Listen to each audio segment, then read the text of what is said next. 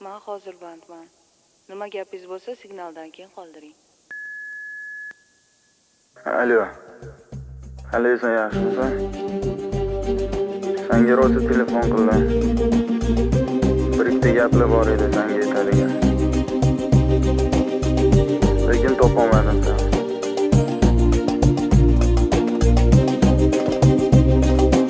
Esingdami? Seni birinchi marta ko'rganimda har xil narsalarni so'ragandek bo'ldim. Senga tikilib qarab turardim. O'shanda ey Xudo, shu qiz ketib qolmasin deb so'raganman Xudodan. Ismingni bilgim kelgan. Sen bilan gaplashgim kelgan o'shanda rasali. Telefonda gaplashganingda ko'zlaring bilan menga, osmonga, o'tgan ketgan odamlarga qararding. Seni ko'zlaring dunyodagi eng chiroyli ko'zlar. Qo'llaring nozikkina, har bir harakating o'zingga yarashib turadi. Men haqimda so'raganingda xursand bo'lib ketganman. Ichimda ozgina sendan umid borligidan. Seni uchratgan kunimni hech qachon unutmayman.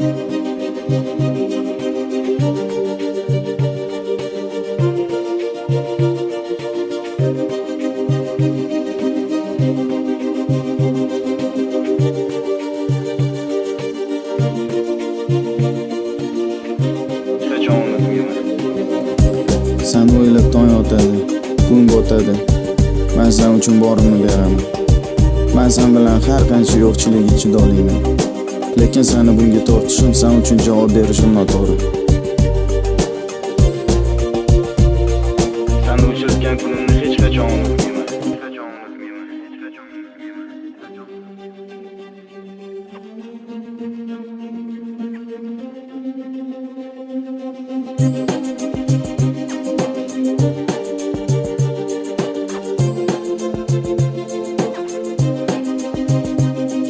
Men uchun kurashmadi, meni boshqalarga berib qo'yibdi deb o'ylab, mendan nafratlanma, iltimos.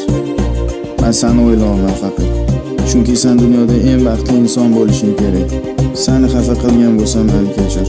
Meni rostakam yaxshi ko'rsang, menga yordam ber. Baxtli yasha. O'shanda men seni ko'rib yashashga intilaman. To'yim bo'lyapti, shoh deganingda xotirjamligingni ko'rib xursand bo'ldim. Chunki tushundim, ota-onangga yo'q desang, seni yomon qiynashadi. Buni mendan yaxshi bilasan. Hamma ota-onaga farzandini baxti kerak. Ular seni o'ylab baquvvatroq joyga berishyapti. Ular uchun sevgi o'z yo'liga. Hayot bo'lsa o'zing bilasan qanaqaligini. Sen hech narsaga muhtoj bo'lmasdan yashashing kerak. Men oyoqqa turgunimcha hali bor. Men seni hech qachon unutmayman. Yuragimda, ko'z oldimda bo'lasan har doim. Sen shuni bilib qo'y.